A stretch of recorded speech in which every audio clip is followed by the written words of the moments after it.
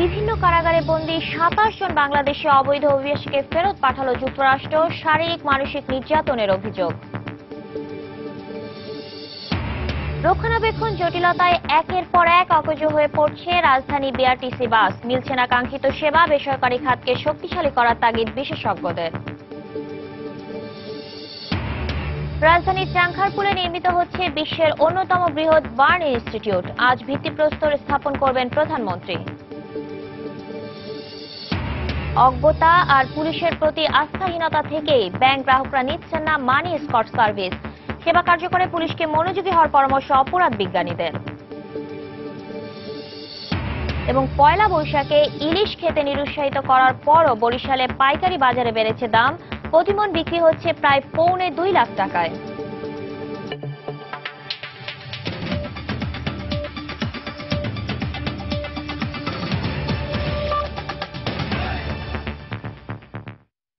সংবাদের সঙ্গে আছি আমি শাতিলা শারমিন। রাজধানীতে যাত্রী দুর্ভোগ কমাতে কাঙ্ক্ষিত ভূমিকা রাখতে পারছে না বিআরটিসির বাস। দুর্ঘটনা, নষ্ট হওয়া কিংবা রক্ষণাবেক্ষণ জটিলতায় একের পর এক বাস অকেজো হয়ে পড়ায় দুর্ভোগ আরও বাড়ছে। তবে বিআরটিসির কর্মকর্তারা বলছেন, যাত্রী দুর্ভোগ কমাতে বছর খানেকের মধ্যেই ঢাকা ও ঢাকার বাইরে 600 নতুন বাস নামানোর পরিকল্পনা নিয়েছেন তারা।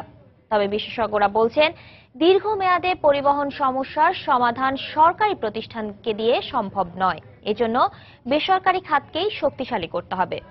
শামসুল হক প্রিন্সের ক্যামেরায় তাফসির বাবুর রিপোর্ট। রাজধানীতে বাস পেতে নাগরিকদের ভোগান্তির এই চিত্র বেশ পুরনো যাত্রী চাহিদা মেটাতে বিআরটিসির হিমশিম খাওয়ার কথাও। একে তো চাহিদার তুলনায় কম সংখ্যক বাস, তার উপর অকেজো বাসের সংখ্যা ক্রমান্বয়ে বাড়তে থাকায় দুর্ভোগও বাড়ছে। বিআরটিসির বাস রেগুলার না, অনেক সময় পরে আসে, লাইন ধরে থাকতে হয়। টিকিট কাটার পরও দেখা গেল যে গাড়িতে ওঠার কোনো সুযোগ নেই। আমরা এখানে প্রায় আধা ঘন্টা 35 মিনিটের মতো দাঁড়িয়ে আছি, কিন্তু কোনো বাস আসছে না। বিআরটিসির হিসেবে বর্তমানে সংস্থাটির বহরে বাস আছে 1600টি। এর মধ্যে সচল আছে 1100টি বাস। আর বিভিন্ন ত্রুটির কারণে ডিপোগুলোতে ফেলে রাখা হয়েছে 400টিরও বেশি বাস। এর বাইরে এক একটি প্রায় কোটি টাকা দামের 48টি দোতলা বিলাসবহুল ভলভো বাস নষ্ট হয়ে পড়ে আছে বিভিন্ন ডিপোতে। টাকার সংকুলান না হওয়ায় দীর্ঘদিনও মেরামত হয়নি। এখন বিক্রির উদ্যোগ নিলেও ক্রেতা পাচ্ছে না বিআরটিসি। একই কথা বলা চলে আর্টিকুলেটেড বাসের ক্ষেত্রেও। 2012 সালে চালু করা এই ধরনের 50টি বাসের 14টি এখন পুরোপুরি অচল, আর 15টি অচল হওয়ার উপক্রম। যদিও বিআরটিসি বলছে এসব বাস মেরামত করা সম্ভব। ভলভো যেমন একেবারে আউট অফ রিপেয়ার হয়ে গেল দুষ্প্রাপ্য যন্ত্রাংশের কারণে। এইগুলো এত দুষ্প্রাপ্য না, এগুলো আমরা আস্তে আস্তে এটা করতে পারবো। তবে পরিস্থিতি বুঝে এখন আর জোড়া বাস না কিনে দোতলা ও একতলা বাস কেনার দিকেই নজর বিআরটিসির। জোড়া বাস আর আমরা আনছি না, 300 একতলা আর 300 দোতলায় মোট 600 বাস কেনার আমাদের পরিকল্পনা আছে। মোরলেস 1 বছর সময় আমাদের লাগতে পারে। তবে বিশেষজ্ঞরা বলছেন, যতই নতুন বাস আনা হোক, পদ্ধতিগত জটিলতার কারণেই সরকারি প্রতিষ্ঠানের পক্ষে দীর্ঘমেয়াদে পরিবহনের মতো সেবা খাতের চাহিদা মেটানো কঠিন হবে। বিআরটিসির আওতায় অনেক লটে লটে বাস আনা হয়েছে। এরা এখন কোথায়? বধ্যভূমিতে আছে। কেন আছে? প্রাইভেট সেক্টরে তো 20-25 বছর চলে যায়, কেন সরকারি ছাত্রছাত্রী চলে না? এর বিনিয়োগ করতে গেলে 10টা প্রক্রিয়া ফলো করতে হয়। এর কোন একটা সিদ্ধান্ত নিতে গেলে একক সিদ্ধান্ত হয় না। এইভাবে কিন্তু কখনো সেবা ধর্মী প্রতিষ্ঠান চলতে পারে না। বেসরকারিরাই সবচেয়ে সুন্দর সেবা দিতে পারে, তবে সেও অপরচুনিস্ট, সেও একজন বিজনেসম্যান। সেই জন্য সরকারকে হতে হয় রেগুলেটর। তবে রাজধানীতে যানজট ও সড়ক অবকাঠামোর পরিবর্তন না হলে গণপরিবহন খাত শক্তিশালী হবে না বলে মত বিশেষজ্ঞদের। ডিনাই করার মতন একটা ক্ষমতা। তাফসির বাবু, সময় সংবাদ, ঢাকা। ব্যাংকে গ্রাহকদের নিরাপত্তার জন্য পুলিশের চালু করা বিনামূল্যের মানি এসকর্ট সেবা কেউ নিচ্ছেন না বললেই চলে। অনেকে নিচ্ছেন না সেবাটি সম্পর্কে না জানার কারণে, আবার পুলিশের প্রতি আস্থাহীনতার কারণে জানার পরও সে পথে যাচ্ছেন না কেউ কেউ। ব্যাংকে গ্রাহকদের সঙ্গে কথা বলে পাওয়া গেছে এই চিত্র। অপরাধ বিজ্ঞানীরা বলছেন, এই সেবাটি কার্যকর করার ক্ষেত্রে পুলিশের আরও মনোযোগী হওয়া উচিত। ওমর ফারুকের রিপোর্ট। রাজধানীর যে কোনো ব্যাংকের ভেতরে ঢুকলেই চোখে পড়বে এ ধরনের বিজ্ঞপ্তি, যাতে ওই এলাকার জন্য প্রযোজ্য থানার ঊর্ধ্বতন কর্মকর্তাদের নম্বর দিয়ে টাকা নিরাপদে গন্তব্যে নিয়ে যেতে পুলিশের মানি এসকর্ট সেবা গ্রহণের আহ্বান জানানো হয়েছে। একটি বেসরকারি ব্যাংকের শাখা ব্যবস্থাপক জানালেন, বড় লেনদেনের সময় মৌখিকভাবেও তারা গ্রাহকদের উদ্বুদ্ধ করে থাকেন, কিন্তু এ প্রস্তাবে গ্রাহকদের তেমন আগ্রহ দেখা যায় না। চেষ্টা করি গ্রাহকদের কাছে এই বার্তাটা পৌঁছাতে যে যদি তারা ঝুঁকিপূর্ণ মনে করে এই টাকাটা স্থানান্তরের ক্ষেত্রে তারা পুলিশের সাহায্য নিতে পারে। তবে গ্রাহকরা এই সাহায্যটা নেবেন কি নেবেন না, মানে মানি এসকর্টটা নেবেন কি নেবেন না, এটা তাদের একান্তই নিজস্ব ব্যাপার। এই বিষয়ে তাদেরকে আমরা ইনসিস্ট করতে পারি না। গত 1.5 বছর ধরে গ্রাহকদের নিরাপত্তা দিতে ডাচ বাংলা ব্যাংকের ধানমন্ডি শাখার সামনে নিয়মিত দায়িত্ব পালন করছে পুলিশ। শনিবার টাকা তুলে বের হওয়ার পর দৃক কর্মকর্তা অপহৃত ও পরে খুন হওয়ার আগেও এখানে অন্তত 3 বার ব্যাংকের গ্রাহক দুর্বৃত্তদের কবলে পড়ায় কলাবাগান থানা এ বিশেষ ব্যবস্থা নেয়, কিন্তু 1.5 বছরে একজনও মানি এসকর্ট সেবা নিতে আসেননি। এই যাবৎ আমাদের কাছে কোনো গ্রাহক কেউ আইসা পুলিশে হেল্প চায় নাই যে আমাদের একটু বাসায় নিয়ে এসকর্ট দিয়ে আসেন বা আমরা টাকা নিয়ে যাচ্ছি, আমাদের একটু কেয়ার করেন। যান ও মালের ঝুঁকি সত্ত্বেও বিনামূল্যের এই পুলিশি সেবা নিতে কেন এত অনাগ্রহ, এমন প্রশ্নের উত্তরে কেউ বললেন এ সেবা সম্পর্কে অজ্ঞতার কথা, আবার কেউ জানালেন পুলিশেই নেই তাদের আস্থা। ব্যাংক থেকে যদি এরকম কিছু বলে যে আপনি 50,000-এর বেশি ক্যারি করতে চাইলে পুলিশ অবশ্যই আপনাকে নিতে হবে বা পুলিশ আমাদের হেল্প করবে, এরকমটা তো কখনোই কোনো ব্যাংকে আমি দেখিনি। পুলিশের প্রতি তো মানুষের এমনি একটু সব বিষয়েই আস্থাটা কম, যার ফলে এটা নিয়ে যে বকশিস কিনা বা অন্য কোনো সমস্যায় পড়ে কিনা। ঢাকা বিশ্ববিদ্যালয়ের অপরাধ বিজ্ঞান বিভাগের চেয়ারম্যান মনে করেন, মানি এসকর্ট সেবা কার্যকর করতে পুলিশের উচিত আরো মনোযোগী হওয়া। নাগরিকদের সিকিউরিটি করার জন্য আপনি একটা জিনিস করলেন, সেটাকে আপনি যখন লুক আফটার না করছেন, সেটাকে সিরিয়াসলি না নিচ্ছেন, ঐতিহাসিকভাবে আমরা পুলিশের রোলটা জানি, মানুষের ন্যাচারালি মানুষ পুলিশের কাছে যাবে কেন। তিনি এও মনে করেন, নিরাপত্তার প্রশ্নে নাগরিকদেরও আরো সক্রিয় ও সচেতন হওয়া প্রয়োজন। আন্তরিকতা যদি না হয় তাহলে। ওমর ফারুক, সময় সংবাদ, ঢাকা। যুক্তরাষ্ট্রের বিভিন্ন কারাগারে বন্দী 27 জন বাংলাদেশি অবৈধ অভিবাসীকে ফেরত পাঠিয়েছে দেশটি। মঙ্গলবার রাত 1টায় যুক্তরাষ্ট্রের একটি বিশেষ ফ্লাইটে বন্দীরা শাহজালাল আন্তর্জাতিক বিমানবন্দরে অবতরণ করেন। বাংলাদেশি দালালদের প্রতারণার শিকার তাদের সবাই বিভিন্ন মেয়াদে 1 বছরের অধিক সময় ধরে যুক্তরাষ্ট্রের কারাগারে বন্দী ছিলেন। এদের অধিকাংশই নোয়াখালী, কুমিল্লা অঞ্চল থেকে বিভিন্ন দেশের বর্ডার হয়ে অবৈধভাবে যুক্তরাষ্ট্রে প্রবেশ করেছিলেন। বন্দী অবস্থায় তাদের শারীরিক ও মানসিকভাবে নির্যাতন করা হয় বলে অভিযোগ করেছেন ফেরত আসা বাংলাদেশিরা। আগামীতে পর্যায়ক্রমে আরো 10টি ফ্লাইটে বাকি বন্দীদের দেশে ফেরত পাঠানো হবে বলে জানিয়েছে পররাষ্ট্র মন্ত্রণালয়।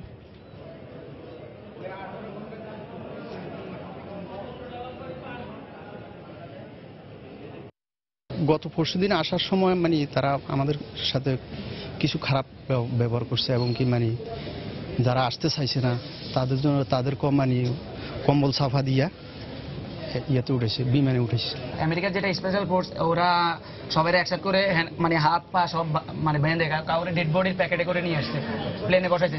প্রায় আমরা 3 দিনের মতো সবকিছু বাঁধা ছিল প্লেনে। যেহেতু তারা বিভিন্ন দিন থেকে জেলখানায় ছিল, এদের কাছে হয়তো বা সেই ধরনের সহায়তা নাই, যার কারণে আমরা সিদ্ধান্ত নিয়েছি তাদেরকে নিরাপদে যাতে বাড়ি পৌঁছাতে পারি। পররাষ্ট্র মন্ত্রণালয় এবং আমেরিকান দূতাবাস ওরা সমন্বয়ে কিন্তু এই কর্মীদেরকে ফেরত নিয়ে আসছে তারা।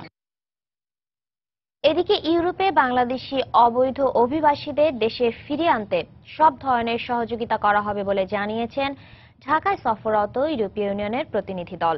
গতকাল সকালে রাষ্ট্রীয় অতিথি ভবন মেঘনায় পররাষ্ট্র, স্বরাষ্ট্র এবং প্রবাসী কল্যাণ মন্ত্রণালয়ের সঙ্গে প্রায় 5 ঘণ্টা বৈঠক হয়। এতে উপস্থিত ছিলেন পররাষ্ট্র সচিব মোহাম্মদ শহীদুল হক এবং ইউরোপীয় ইউনিয়নের ডেপুটি সেক্রেটারি জেনারেল ক্রিস্টিয়ান লেফার। বৈঠক শেষে সাংবাদিকদের তারা বলেন, ইউরোপের বিভিন্ন দেশে অবস্থানরত অবৈধ বাংলাদেশিদের ফিরিয়ে আনার বিষয়টি চূড়ান্ত করা হয়েছে। সেই সঙ্গে সুষ্ঠু পরিকল্পনার মাধ্যমে তাদেরকে নিরাপদে দেশে এনে কর্মসংস্থানের ব্যবস্থা করার বিষয়েও আলোচনা হয়। তবে কোনো পক্ষ থেকেই অভিবাসীদের সংখ্যা নিয়ে কোনো মন্তব্য করা হয়নি। ইউরোপের বিভিন্ন দেশে অবস্থানরত অবৈধ বাংলাদেশিদের ফিরিয়ে নেওয়ার বিষয়ে আমাদের মাঝে ফলপ্রসূ আলোচনা হয়েছে। যে বিষয়টি আমরা উভয়ই একমত হয়েছি তা হলো অবৈধ অভিবাসীদের ফিরিয়ে নেওয়ার এই পুরো প্রক্রিয়াটি একটি নিয়মতান্ত্রিক পদ্ধতিতে হওয়া উচিত, যাতে কোনো পক্ষই ক্ষতিগ্রস্ত না হয়। পাশাপাশি এসব অভিবাসীরা কিভাবে আমাদের উপকারে আসতে পারে সে বিষয়টিও আমাদের লক্ষ্য রাখতে হবে। আমরা একটা চিন্তা করছি যে একটা বড় একটা পলিটিক্যাল ডিক্লারেশন করা যায় কিনা, যার ফলে আমাদের লোকজন বিভিন্ন অপরচুনিটি নিয়ে রেগুলারলি যাবে। আমরা যে সমস্ত বাংলাদেশিরা বিভিন্ন জায়গায় ইরেগুলার অবস্থায় আছে তাদেরকে তো আমাদেরকে ফিরিয়ে আনা আমাদের রাষ্ট্রীয় দায়িত্ব। তো সেটা যতটা সেফলি করা যায়, ভালোভাবে করা যায়, তাদেরকে একটা জীবিকা নির্বাহের ব্যবস্থা করে দেওয়া যায়, তাহলে সবচেয়ে ভালো হয়। দেশে নির্মিত হতে যাচ্ছে বিশ্বের অন্যতম বৃহৎ বার্ন ইনস্টিটিউট। আজ সকাল 10:30টায় এর জন্য নির্মিত হতে যাওয়া নতুন ভবনে ভিত্তিপ্রস্তর স্থাপন করবেন প্রধানমন্ত্রী শেখ হাসিনা। বাংলাদেশ সেনাবাহিনীর ইঞ্জিনিয়ারিং কোরের তত্ত্বাবধানে রাজধানী চাংখারপুলে গড়ে তোলা হবে পূর্ণাঙ্গ ভবনটি। অত্যাধুনিক এই ইনস্টিটিউট নির্মাণে প্রকল্প ব্যয় ধরা হয়েছে 522 কোটি 39 লাখ টাকা। কাজ শেষ হওয়ার পর এখানে প্রতিদিন গড়ে 500 দগ্ধ রোগী একসাথে চিকিৎসা সুবিধা পাবেন। পাশাপাশি ইনস্টিটিউট থেকে বছরে 10 থেকে 12 জন বিশেষজ্ঞ চিকিৎসক পাবে দেশ। বর্তমানে সারা দেশের 18টি মেডিকেলের মধ্যে 9টিতে বার্ন ইউনিটের সুবিধা রয়েছে। আর এসব ইউনিট পরিচালনার জন্য 1500 চিকিৎসকের বিপরীতে বিশেষজ্ঞ আছেন মাত্র 56 জন।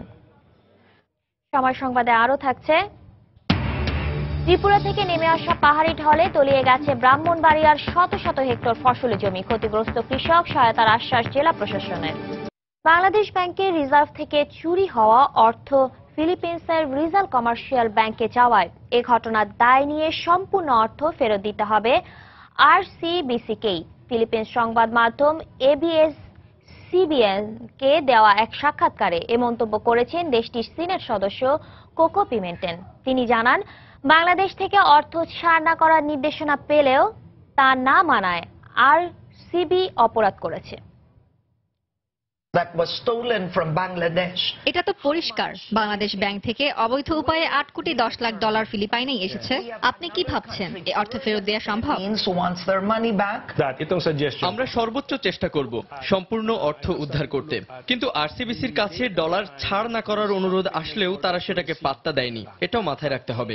আমি মনে করি এই দায়বোধ থেকেই বাংলাদেশকে সব ডলার ফেরত দেওয়া উচিত আরসিবিসির। কিন্তু ব্যাংকটি তো স্টপ অর্ডার গ্রহণ না করার পেছনে বাংলাদেশ আর ফিলিপাইনের সাপ্তাহিক ছুটির দোহাই দিচ্ছে। আমি আশ্চর্য হয়ে যাচ্ছি এটা ভেবে যে স্টপ পেমেন্ট অর্ডার আসার পরও কিভাবে একটি ব্যাংক অর্থ ছাড় করে। এটাই তাদের দুর্বলতা আর দায়িত্ব জ্ঞানহীনতার পরিচয় দিচ্ছে। ছুটি কোনো অজুহাত হতে পারে না।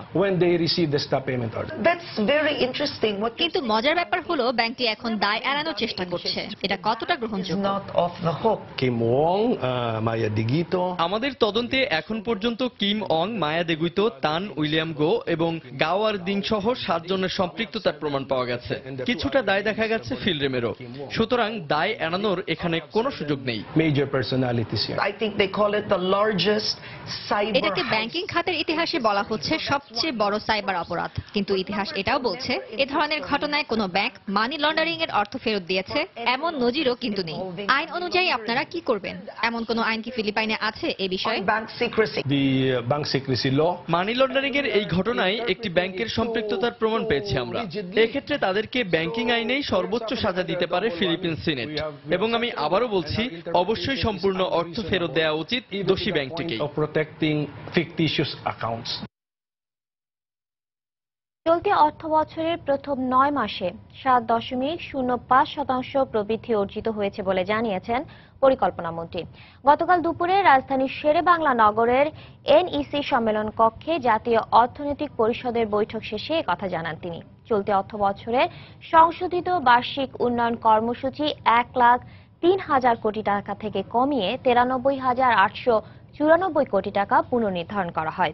অর্থনীতিবিদরা বলছেন, জিডিপির এই প্রবৃদ্ধি কাঙ্ক্ষিত। বিস্তারিত জানাচ্ছেন মুস্তফা মাহবুব। গেল কয়েকটি অর্থ বছরের 6-এর ঘরে আটকে থাকা জিডিপি প্রবৃদ্ধি বর্তমান সরকারের আমলে প্রথমবারের মতো স্পর্শ করল 7%। জাতীয় অর্থনৈতিক পরিষদের সভায় বিষয়টি প্রধানমন্ত্রীকে অবহিত করা হয়। এ সময় প্রধানমন্ত্রীকে জানানো হয়, চলতি অর্থ বছরের প্রথম 9 মাসে কৃষিখাতে প্রবৃদ্ধি হয়েছে 2.60% এবং শিল্পে 10.10 এবং সেবা খাতে 6.70%। এনএসি বৈঠকেই পুনর্নির্ধারণ করা হয় চলতি অর্থবছরের এডিপিও। বৈঠক শেষে এক সংবাদ সম্মেলনে পরিকল্পনা মন্ত্রী এসব তথ্য জানান।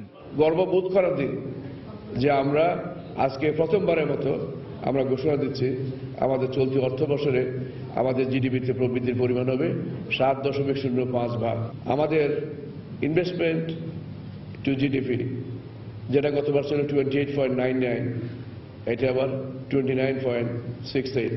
এ সময় মন্ত্রী বলেন, চলতি অর্থ বছরের জন্য সরকার ঘোষিত 1,03,000 কোটি টাকার এডিপি সংশোধন করে কমিয়ে আনা হয়েছে 93,894 কোটি টাকায়।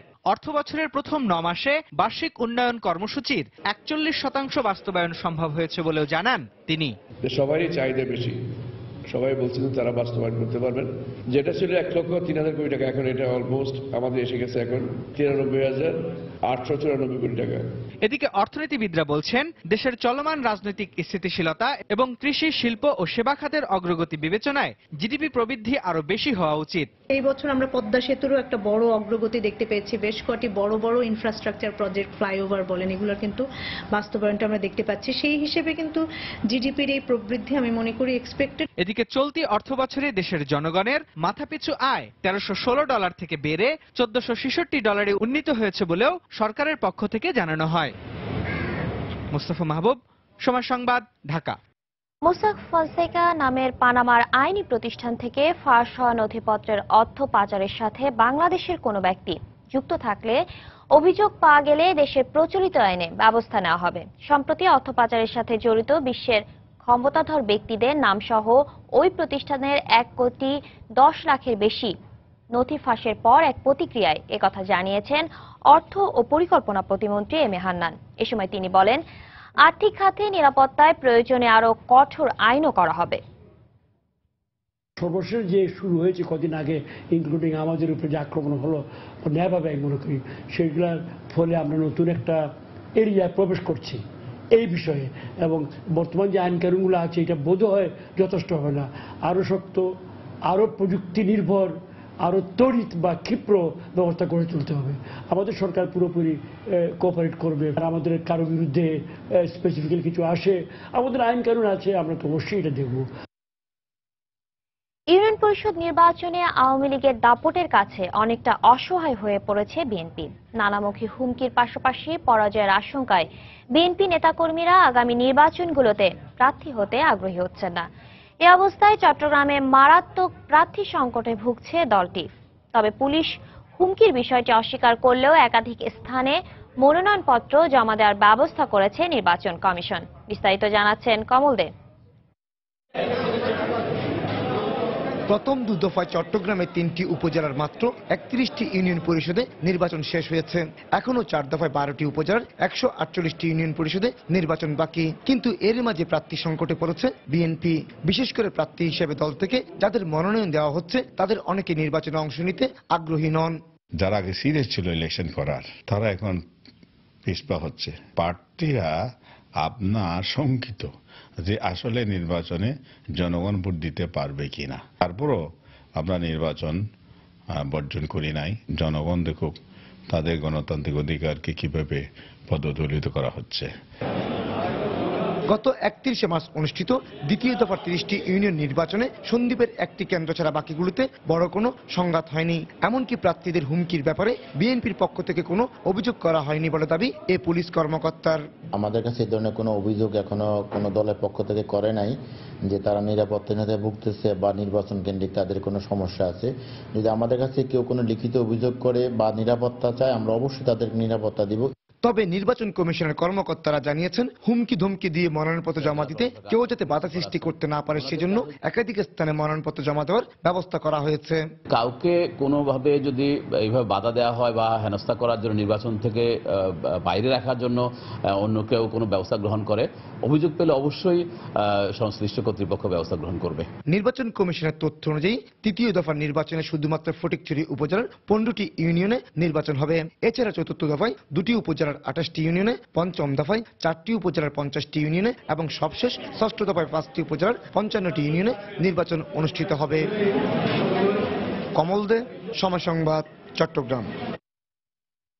সামনে পহেলা বৈশাখ। এই উৎসবকে ঘিরে ইলিশ খেতে নিরুৎসাহিত করতে প্রচারণার পরও বরিশালে ইলিশের পাইকারি বাজারে লাফিয়ে লাফিয়ে বাড়ছে মাছের দাম। বড় ইলিশের মন এখনই 1,70,000 টাকা। এতে ইলিশ চলে গেছে সাধারণ মানুষের ক্রয় ক্ষমতার বাইরে। আমিনুল ইসলামের তোলা ছবিতে ফিরদাউস সোহাগের রিপোর্ট। ইলিশের সঙ্গে বাংলা নববর্ষের কোনো যোগসূত্র না থাকলেও সংস্কৃতির ধোঁয়া তুলে শহরের মানুষ অনেকটা ঘটা করে পান্তার সাথে ইলিশ খাওয়ার রেওয়াজ গড়ে তুলেছে। একদিকে চলছে ইলিশের পোনা বেড়ে ওঠার জন্য জাটকা সংরক্ষণ, অন্যদিকে পহেলা বৈশাখে ইলিশ খেতে নিরুৎসাহিত করতে চলছে প্রচারণাও। কিন্তু নববর্ষকে ঘিরে ইলিশের চাহিদা বেড়ে গেছে কয়েক গুণ, আর চাহিদার তুলনায় সরবরাহ কম হওয়ায় হু হু করে বাড়ছে ইলিশের দাম। ফলে সাধারণ মানুষের ক্রয় ক্ষমতার বাইরে চলে গেছে ইলিশ। এখন ছোট মাছ, যে মাছটা আমরা আগে 200 বা 250 টাকা কিনতাম, সেই মাছটা আমরা 400 টাকা করে কিনছি। পয়লা বৈশাখ উপলক্ষে ইলিশের দাম অত্যাধিক বেড়ে গেছে, যা ক্রেতাদের হাতের নাগালের বাইরে। ইলিশের পাইকারি বিক্রেতারা বলছেন 30 চৈত্র পর্যন্ত ইলিশের দাম বাড়া অব্যাহত থাকবে। জাটকা রক্ষার অভিযান চলছে। এই অবস্থা চাহিদার চেয়ে সরবরাহ অনেক কম হয়, প্রতিদিনই বাড়ছে মাছের দাম।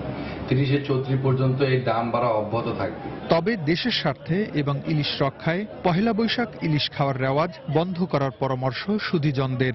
এদিন একসাথে সবাই মিলে ইলিশ খেলে ইলিশের উপর বাড়তি চাপ পড়বে। এছাড়া এদিন ইলিশ খাওয়া বাঙালি সংস্কৃতির কোনো অঙ্গ নয়, তাই ইলিশ রক্ষার স্বার্থে এদিন ইলিশ না খাওয়াই ভালো। বরিশালের ইলিশের পাইকারি বাজারে 1.5 কেজি পর্যন্ত ইলিশের প্রতিমনের দাম 1,70,000 টাকা।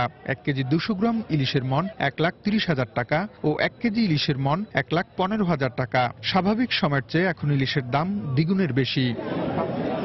ফিরদাউস সোহাগ, সময় সংবাদ, বরিশাল। সময় সংবাদে আরো থাকছে, কর ফাঁকির গোপন তথ্য ফাঁস হয়, দেশব্যাপী প্রতিবাদের মুখে আইসল্যান্ডের প্রধানমন্ত্রীর পদত্যাগ। মুখ খুলতে শুরু করেছেন অভিযুক্ত বিশ্ব নেতারা। ভারতের ত্রিপুরা রাজ্য থেকে নেমে আসা পাহাড়ি ঢলে তলিয়ে গেছে ব্রাহ্মণবাড়িয়ার 3 উপজেলার শত শত হেক্টর ফসলি জমি। এতে নিরুপায় হয়ে জমিতে থাকা আধা পাকা ধান কেটে নিচ্ছেন কৃষকরা। এ অবস্থায় ক্ষতিগ্রস্ত কৃষকদের সংখ্যা নির্ধারণ করে ক্ষতিপূরণের জন্য সংশ্লিষ্ট মন্ত্রণালয়কে অবহিত করা হবে বলে জানিয়েছেন জেলা প্রশাসক। উজ্জ্বল চক্রবর্তী পাঠানো তথ্য ও জুয়েলুর রহমানের ছবি নিয়ে ডেস্ক রিপোর্ট। ব্রাহ্মণবাড়িয়ার দিগন্ত জুড়ে যেদিকে চোখ যায় কেবল সবুজ আর সবুজ। কিন্তু গত দুদিনের টানা বৃষ্টিতে প্রতিবেশী দেশ ভারতের ত্রিপুরা রাজ্য থেকে নেমে আসা পাহাড়ি ঢলে সীমান্তবর্তী হাওড়া ও বিজনা নদীর পানি বেড়ে গেছে। এতে নদী দুটির অববাহিকায় থাকা জেলার কসবা, আখাউড়া ও সদর উপজেলার শত শত হেক্টর জমির আধা পাকা ধান পানিতে তলিয়ে গেছে। সোনালী ফসল ঘরে তোলার স্বপ্ন ভেঙে যাওয়ায় দিশেহারা কৃষকরা। ইন্ডিয়ার পানি নেমে বান ভাঙ্গে এসে পানি ঢুকে গেছে।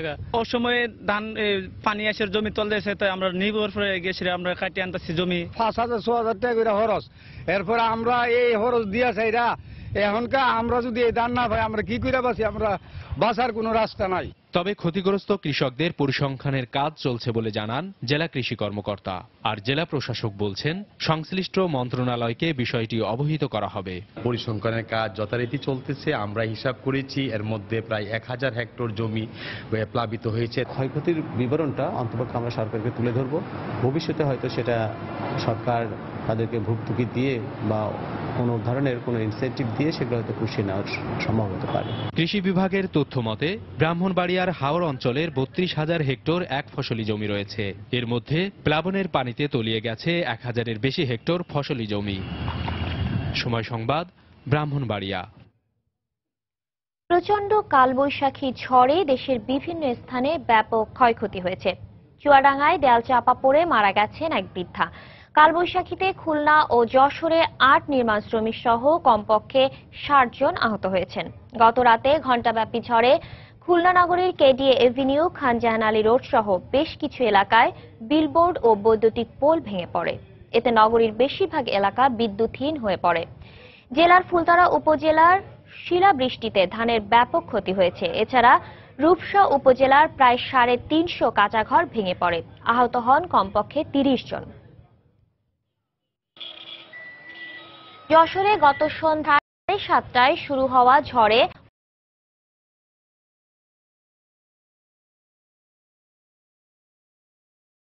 খুঁটি ভেঙে যাওয়ায় বিচ্ছিন্ন হয়ে পড়ে বিদ্যুৎ সংযোগ। এছাড়া যশোর শহরের নাজিরশঙ্করপুরে নির্মাণাধীন আইসিটি পার্কের নির্মাণ সামগ্রী পড়ে ৮ শ্রমিক এবং অন্যান্য স্থানে আরো ২২ জন আহত হন। চুয়াডাঙ্গায় প্রচণ্ড ঝড়ে সদর উপজেলার জাফরপুর ও ভুলটিয়া এলাকায় সড়কের উপর গাছ ভেঙে পড়ে। এতে প্রায় ঘণ্টাব্যাপী বন্ধ থাকে যান চলাচল। এছাড়া বৈদ্যুতিক খুঁটি ভেঙে পড়ে বিভিন্ন এলাকা বিদ্যুৎ বিচ্ছিন্ন হয়ে পড়েছে। লক্ষ্মীপুরের কমলনগরে ডাকাতের গুলিতে একজন নিহত হয়েছেন। 2 জন গুলিবিদ্ধ সহ আহত হয়েছেন অন্তত 4 জন। গতরাতে উপজেলা চরণ রেঞ্জ গুদাম রোড এলাকায় এ ঘটনা ঘটে। পুলিশ ও এলাকাবাসী জানায়, দরজা ভেঙে স্থানীয় আব্দুল ওয়াদুদের বাড়িতে প্রবেশ করে একদল সংঘবদ্ধ ডাকাত। এ সময় বাধা দিলে ওয়াদুদকে গুলি করে ডাকাতরা। এতে ঘটনাস্থলেই তার মৃত্যু হয়। পরে তার ছেলে রহমান ও রাসেলকে কুপিয়ে আহত করে ডাকাতরা। বাড়ির লোকজনের চিৎকারে প্রতিবেশীরা ছুটে আসলে তাদের উপর এলোপাথারি গুলি ছোড়ে ডাকাত দলের সদস্যরা। এ সময় 2 জন গুলিবিদ্ধ হন। আহতদের উদ্ধার করে লক্ষ্মীপুর সদর হাসপাতালে ভর্তি করা হয়েছে। এ ঘটনায় জড়িত সন্দেহে 2 জনকে আটক করেছে পুলিশ। সব নিষেধ তো নিষেধ, মানুষ নষ্ট করলি কেন মানুষ নষ্ট করলি নিচে যায় জিনিস টাকা পয়সা বিদেশে তো নাইছে, বিদেশে সব জমাদার বাড়িতে ডাকাতি করার উদ্দেশ্যে হামলা করে তারা আব্দুল ওয়াদুদ জমাদারের ঘরের দরজা ভেঙে ঘরে ঢুকে এবং তখন তার ছেলে আব্দুর রহমানকে এলোপাতাটি কোপাতে থাকে। আব্দুল ওয়াদুদ জমাদার ডাকাতদেরকে প্রতিরোধ করার চেষ্টা করলে ডাকাতেরা তাকে লক্ষ্য করিয়ে গুলি চলে, তখন ঘটনাস্থলে সেই মারা যায়। কুষ্টিয়ায় শিলাদহের রবীন্দ্র কুঠিবাড়ি থেকে তরবারি খোয়া যাওয়ার ঘটনায় অজ্ঞাতনামাদের আসামি করে মামলা দায়ের করেছে প্রত্নতত্ত্ব অধিদপ্তর। পুলিশ জানায়, গতরাতে কুমারখালী থানায় প্রত্নতত্ত্ব অধিদপ্তরের গবেষণা বিভাগের পক্ষ থেকে কাস্টোডিয়ান মোখলেসুর রহমান ভূঁইয়া এ মামলা দায়ের করেন। গত বৃহস্পতিবার বিকেল থেকে শুক্রবার সকাল পর্যন্ত কোনো এক সময়ে কুঠিবাড়ি থেকে তরবারি দুটি খোয়া যায়। 4 দিন পেরিয়ে গেলেও তরবারি দুটি এখনো উদ্ধার করতে পারেনি পুলিশ।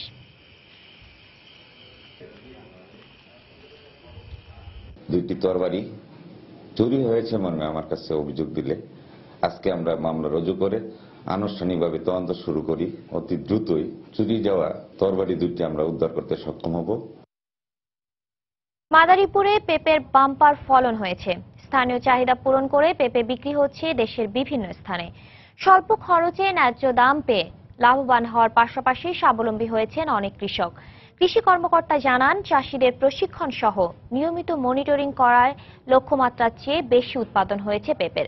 সঞ্জয় কর্মকার অভিজিতের পাঠানো তথ্য ও শাহাদাত আকনের ছবি নিয়ে নেক্সট রিপোর্ট। পেঁপে চাষ করে স্বাবলম্বী হয়েছেন মাদারীপুরের কালকিনি উপজেলার দক্ষিণ রাজদি গ্রামের কৃষক কবির হোসেন। গত বছরের সেপ্টেম্বরে চারা রোপণ করে মাত্র 7 মাসের মাথায় গাছে প্রচুর ফলন হয়েছে। কাঁচা পাকা ফলের ভারে নুয়ে পড়েছে বাগানের সারি সারি গাছ।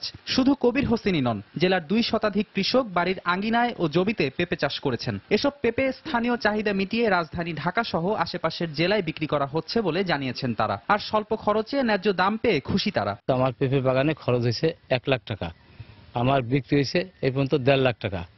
আরো যে পেঁপে আছে তাতে আমার প্রায় 1.5 থেকে 2 লাখ টাকা আসতে পারে। প্রায় 7-8 কেজি ওজনের পেঁপে হয়েছে, কিন্তু আমি এই বেচা খুবই আমি লাভবান। পেঁপেটা সবসময় আমার ব্যবসা বাণিজ্য যত নেয় ব্যবসায়ীতে আর সবখানেই আমি যে পেঁপেটা আমি দিতে আসি। কৃষকদেরকে প্রশিক্ষণ সহ নানা পরামর্শ দেয় লক্ষ্যমাত্রার চেয়ে বেশি উৎপাদন হয়েছে বলে জানিয়েছেন কৃষি কর্মকর্তা। সুষম মাত্রায় সার প্রয়োগ, ভালো জাতের ব্যবহার, বিভিন্ন পোকামাকড় রোগ বালাই দমন সম্বন্ধে কৃষককে পরামর্শ দেওয়া হয়। কৃষকের বাড়িতে মনিটরিং করেও তাকে পরামর্শ দিয়ে থাকি। কৃষি সম্প্রসারণ অধিদপ্তরের তথ্য মতে মাদারীপুরে 300 হেক্টর জমিতে পেঁপে চাষ করা হয়েছে। সময় সংবাদ, মাদারীপুর। কর ফাঁকির গোপন তথ্য ফাঁস হয়ে যাওয়ার পর দেশব্যাপী প্রতিবাদের মুখে পদত্যাগ করেছেন আইসল্যান্ডের প্রধানমন্ত্রী সিগমুন্ড ডেভিড গুনলাগসন। এদিকে যুক্তরাষ্ট্রের প্রেসিডেন্ট বারাক ওবামা কর ফাঁকি রোধে আরো কঠোর আইন প্রণয়ন করতে মার্কিন সিনেটের প্রতি আহ্বান জানিয়েছেন।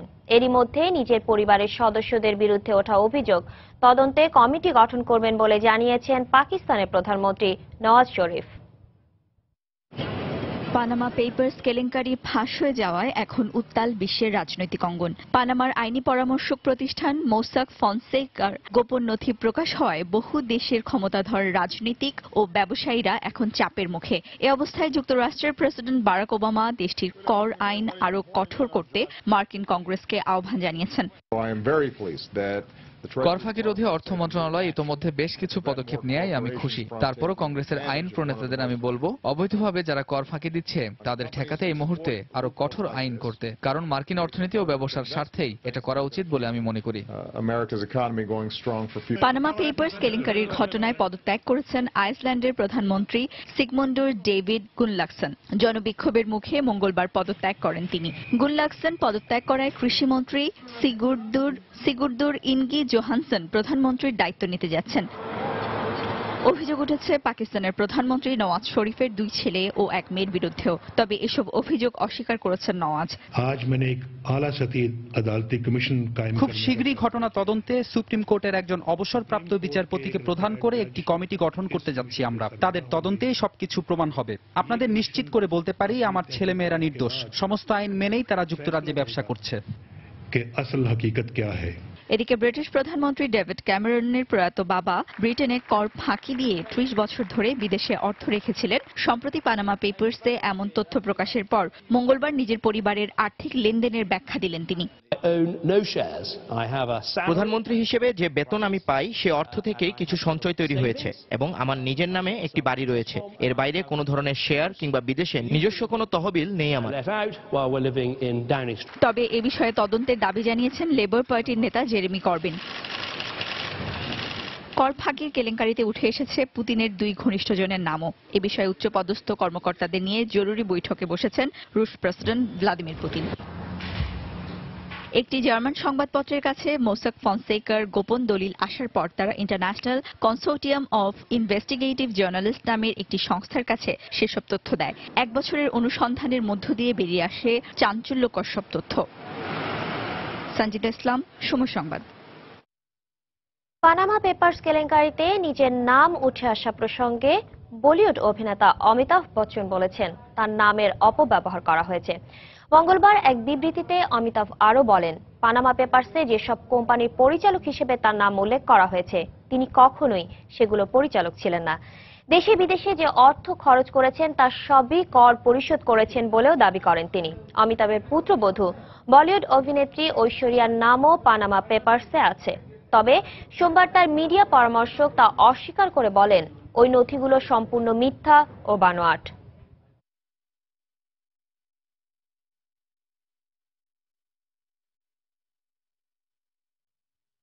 খেলার খবর।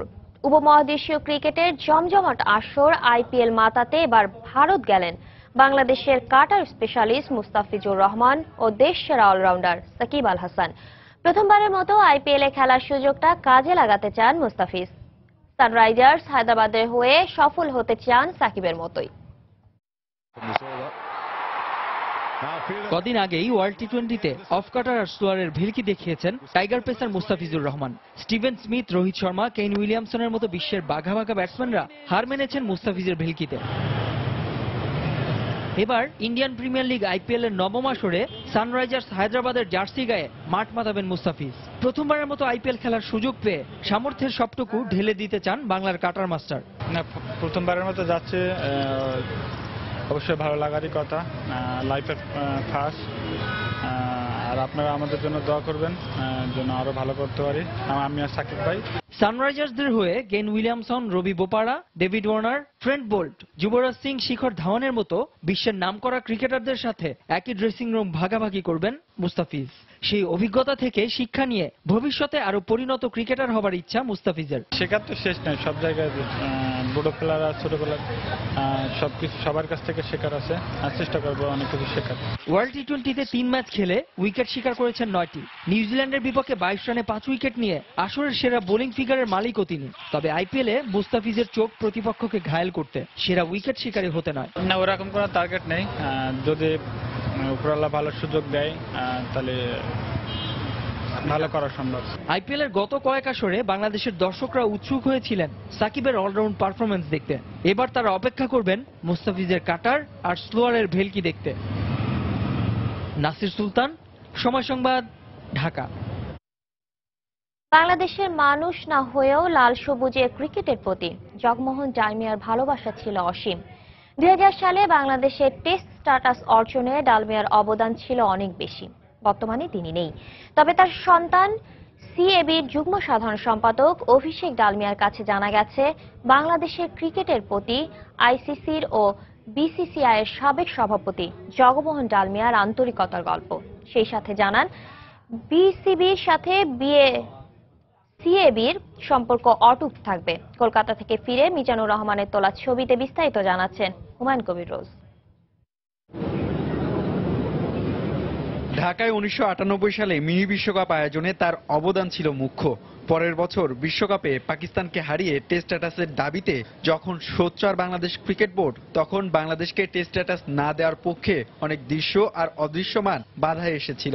কিন্তু তৎকালীন আইসিসি সভাপতি জগমোহন ডালমিয়ার অকুণ্ঠ সমর্থনে সেই সময়ের বিসিবি সভাপতি সাবের হোসেন চৌধুরী এগিয়ে গেছেন স্বপ্ন জয়ের পথে। অবশেষে সব প্রতিবন্ধকতা ডিঙ্গিয়ে 2000 সালের 10 জুন টেস্ট স্ট্যাটাসের গৌরব অর্জন করে বাংলাদেশ। আর এর নেপথ্যে ছিলেন এদেশের ক্রিকেটের অকৃত্রিম বন্ধু Jagmohan Dalmiya. He needed support of Bangladesh cricket. I think that Bangladesh also stood by him. So it was a mutual love and respect, and সেখান থেকে সেটা হচ্ছে 1998 থেকে সম্পর্কটা গড়ে ওঠে আরো বেশি গভীরভাবে। Bangladesh proved to the world that it can organize tournaments, big scale tournaments, infrastructure বানিয়ে, and also by playing good cricket. So I believe that it was a mutual relationship. কমাস আগেও এন শ্রীনিবাসনের নোংরা ক্রিকেট রাজনীতির কারণে বাংলাদেশের টেস্ট স্ট্যাটাস পড়ে হুমকির মুখে। সেই সাথে অন্যায় করা হয় আইসিসি সভাপতি বাংলাদেশের মুস্তফা কামালের সাথে। এমন দুঃসময়ে বাংলাদেশের ক্রিকেটের পাশে দাঁড়িয়ে শ্রীনিবাসনকে হটিয়ে প্রতিবাদ করেছেন ডালমিয়া। তাই তো কিংবদন্তি এই ক্রিকেট সংগঠককে এখনো শ্রদ্ধার সাথে মনে করে Bangladesh cricket board. It is mentioned that you walk beside us every step of the way. So I think that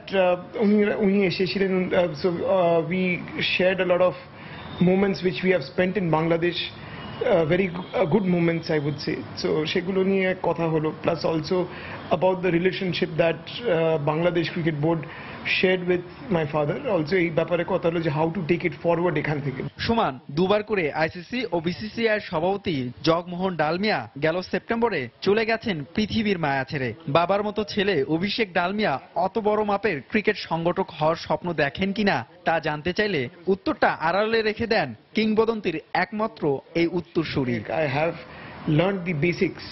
Humayun Kabir রোজ, সময় সংবাদ, Kolkata, Bharat. Champions league quarter ফাইনালে অ্যাটলেটিকো মাদ্রিদের বিপক্ষে পিছিয়ে থেকেও 2-1 গোলের জয় নিয়ে মাঠ ছাড়ল বার্সেলোনা। ন্যু ক্যাম্পে শুরু থেকে স্বাগতিকদের উপর আধিপত্য বিস্তার করে খেলে সিমিওনের শিষ্যরা। বার্সা বেশ কটি সহজ সুযোগ মিস করে। 25 মিনিটে স্প্যানিশ স্ট্রাইকার ফার্নান্দো তোরেসের গোলে এগিয়ে যায় মাদ্রিদের ক্লাবটি। প্রথমার্ধে আর কোনো গোল না হলেও দ্বিতীয়ার্ধে জ্বলে ওঠে বার্সা। উরুগুয়ান তারকা স্ট্রাইকার লুইস সুয়ারেজ 63 এবং 74 মিনিটে জোড়া গোল করলে 2-1 গোলের জয় নিয়ে মাঠ ছাড়ে বার্সেলোনা। ন্যু ক্যাম্পে চ্যাম্পিয়ন্স লিগের শেষ 11 ম্যাচেই জয় পেয়েছে Barcelona. Gets forced to hurry, still gets it to Messi, and then Suarez, and then Alves, and then Suarez! Fantastic from Barcelona! এ পর্যায়ে শীর্ষ সংবাদ জানিয়ে দিচ্ছি আরেকবার। বিভিন্ন কারাগারে বন্দী 27 জন বাংলাদেশি অবৈধ অভিবাসীকে ফেরত পাঠালো যুক্তরাজ্য, শারীরিক ও মানসিক নির্যাতনের অভিযোগ। রক্ষণাবেক্ষণ জটিলতায় একের পর এক অকেজ হয়ে পড়েছে রাজধানীর বিআরটিসি বাস। মিলছে না কাঙ্ক্ষিত সেবা, বেসরকারি খাতকে শক্তিশালী করার তাগিদ বিশেষজ্ঞদের। রাজধানীর চাংখারপুলে বিশ্বের অন্যতম বৃহৎ বার্ন ইনস্টিটিউটের উদ্বোধন করলেন প্রধানমন্ত্রী। অজ্ঞতা আর পুলিশের প্রতি আস্থাহীনতা থেকেই ব্যাংক গ্রাহকরা নিচ্ছেন না মানি এসকর্ট সার্ভিস। সেবা কার্যকরে পুলিশকে মনোযোগী হওয়ার পরামর্শ অপরাধ বিজ্ঞানীদের। এবং পহেলা বৈশাখে ইলিশ খেতে নিরুৎসাহিত করার পরও বরিশালে পাইকারি বাজারে বেড়েছে দাম। প্রতিমণ বিক্রি হচ্ছে প্রায় 2.25 লাখ টাকায়। এই ছিল এখনকার মতো। যে কোনো খবর পেতে ভিজিট করুন সময়নিউজ.tv। যে কোনো বাংলা লিংক, রবি, সিটিসেল নম্বর থেকে সময় সংবাদের খবর, অনুষ্ঠান সম্পর্কে জানতে এবং যে কোনো তথ্য সময় সংবাদকে জানাতে ডায়াল করুন 16242 নম্বরে। এছাড়া এইমাত্র পাওয়া খবর মোবাইলে পেতে SMS করুন *SN লিখে পাঠিয়ে দিন 16242 নম্বরে। সঙ্গে থাকুন সময়ের।